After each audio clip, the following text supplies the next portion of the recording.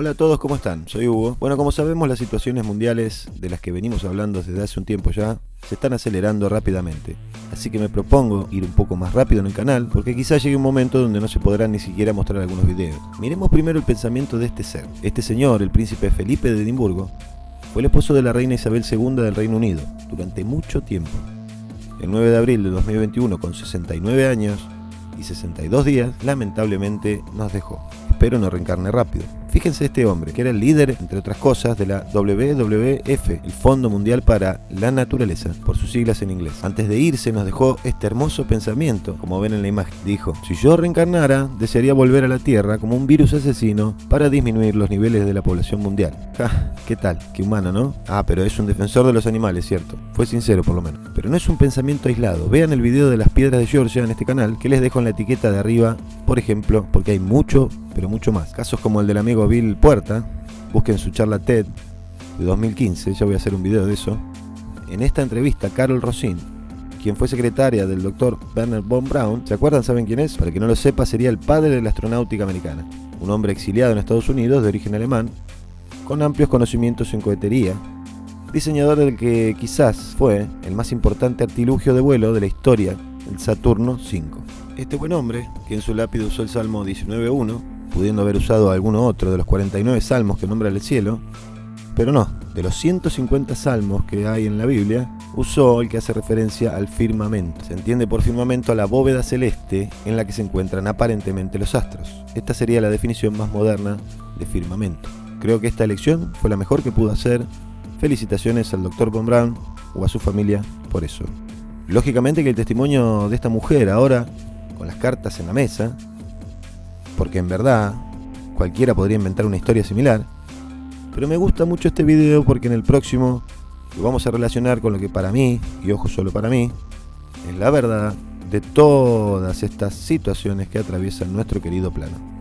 Presten atención porque durante muchos años fue la encargada de la división de tratamiento de las fotografías e imágenes tomadas por las misiones espaciales. Curiosamente trabajó en el edificio 8 del Kennedy Space Center, una de las sedes en las que Gary McKinnon accedió a bases de imágenes y otra documentación por las que fue procesado.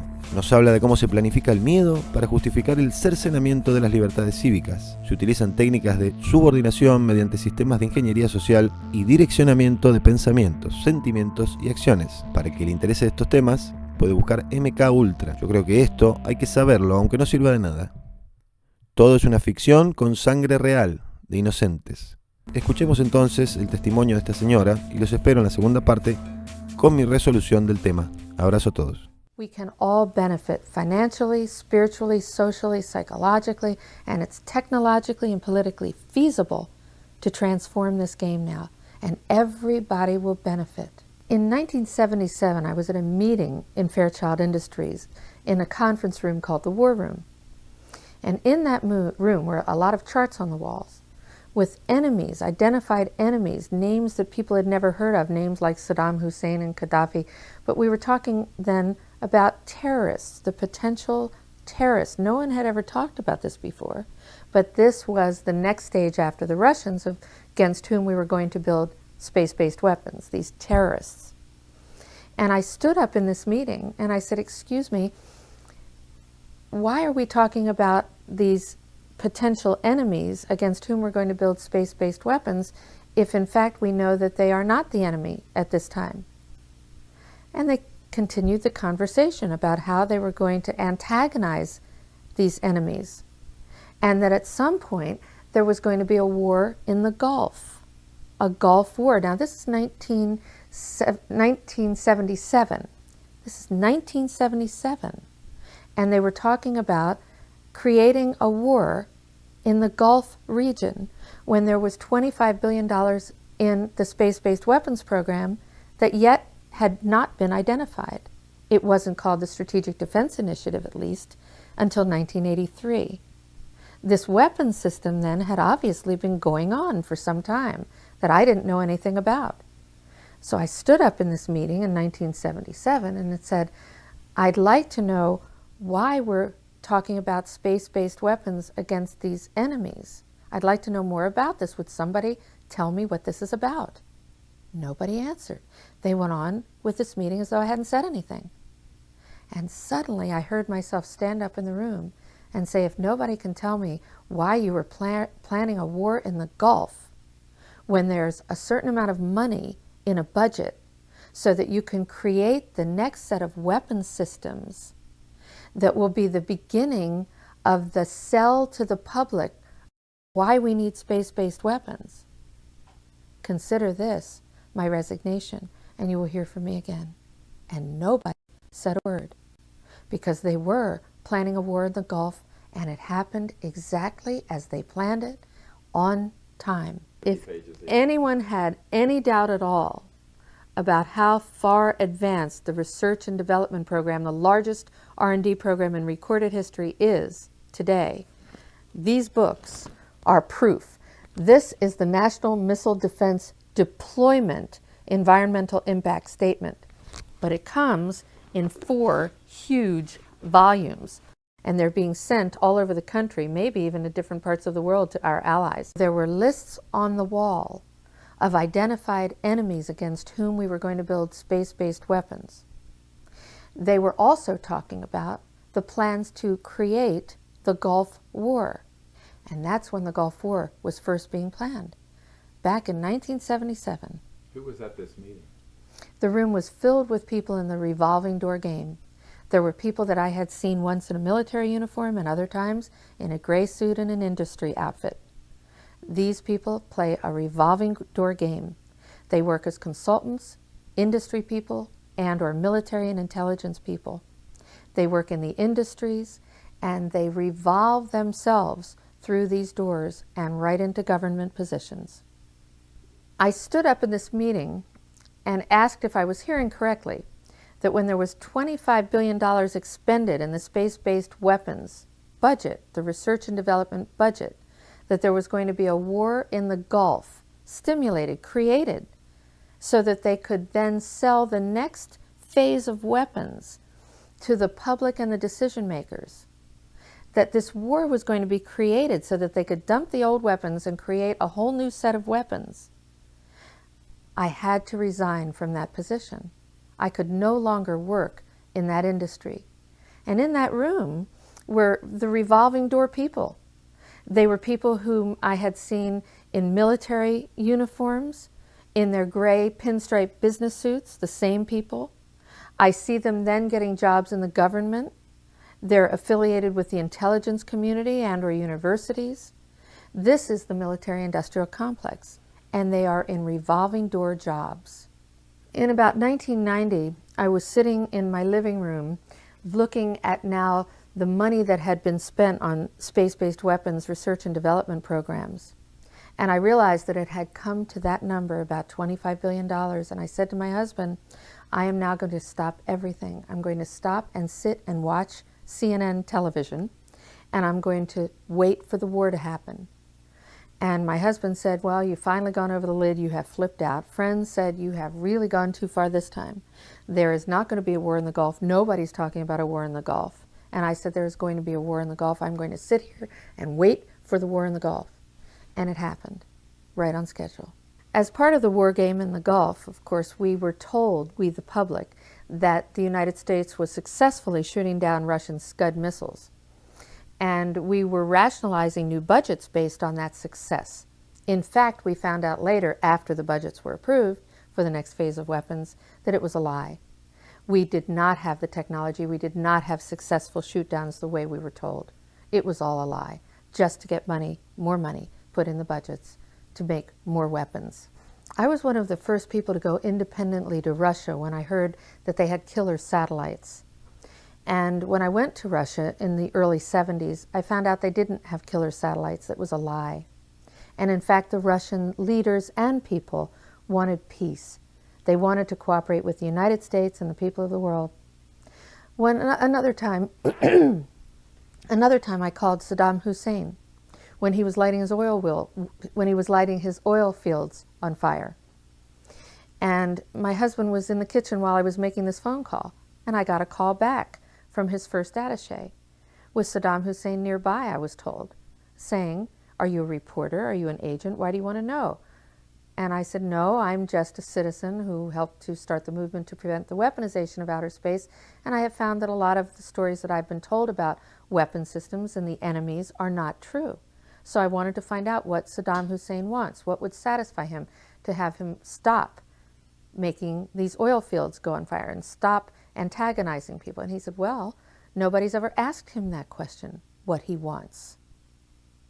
So when I hear that there's a possible threat of extraterrestrials, and I look at the history of thousands of years of possible visitations, recorded history, and when I hear now the stories of the disclosures of honest military intelligence industry people who have had experiences with UFOs, with crashes and landings, with live or dead bodies of extraterrestrial beings, people from out in the universes.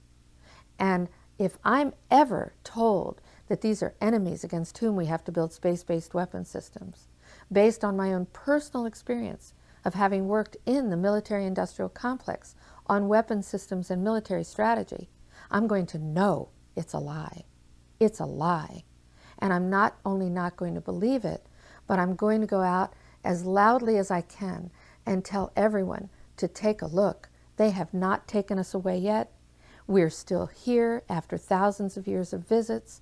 If in fact they're still visiting us now and people are working with ETs, live or dead, if they're taking photographs, if they're experiencing all kinds of UFO experiences, then we have to look at this as something that is not a hostile occurrence. It would be my guess, based on my own experience of having traveled to countries whom we've been told had hostile intentions against the United States, it would be my hope and my intention to do everything I could to work with people who are working to communicate with and cooperate with these extraterrestrial beings, because they're clearly not hostile. We're here. That's enough proof for me. I have a vision based on the new information that I'm learning about related to extraterrestrials and the information, the technology, the techniques for communicating and sharing information, that we have the potential on this planet now of actually living in a state of peace based on the information, the technology, the direct applications of all of that to all the people of the world, to our environment and other animals, the plants, the air, sea, and land. I think that we can have a clean and healthy environment with a happy, peaceful, dancing, musical, artistic planet with people who want to make money. They can still make money with their investments. There are enormous investment possibilities and technologies that can be developed. We're seeing tastes of it now, just in the fields of transportation, communication, healing techniques, life extension techniques. The potential is unlimited. The opportunities and benefits for careers, for jobs, the opportunities and benefits for health of our individual selves, of whole communities, of our planet itself. The potential for education, for being able to communicate from the technological ways to maybe telepathically. The communication and education techniques as an educator so excite me. We can be sharing our lives, our cultures, respecting our differences, learning about what each other wants, and most important of all, we can be touching our own essence, the essence of our own beings, the essence of extraterrestrial beings. We can reach that state of love on this planet. What could be more exciting than that? And those people who want to be leaders can. Those people who just want to sit in the light can. There is no limit to how people can choose to live on this planet. We have a chance to do that, and I think the window is closing rapidly. I don't think we have much time in which to make that decision. We're too close in too many ways to either dying our physical bodies, to having some horrible disaster happen, to having some sort of war take place, whether it's from a high technology or an exotic weapon system, or a bacterial or viral, a biological or chemical warfare, an atomic bomb. I mean, what are we talking about when we have the capability of communicating worldwide? I see that as a vision that's a reality. There's no question that we can have that right now, but it takes a leader. And from what I hear from talking with soldiers, industry people, university people, with the people around the world, is that it has to start with the United States president, and that's whom we all have to reach. If you're international, if you're around the world, if you're in the United States of America, whether you're from any party or any belief system or any religion, the United States Commander-in-Chief, the President of the United States, is the person that needs to be reached. And we need to say that we want an ultimate, comprehensive, verifiable ban on all space-based weapons, including exotic weapons that we have yet to dream about. Wernher von Braun gave me the assignment of preventing the weaponization of outer space from happening.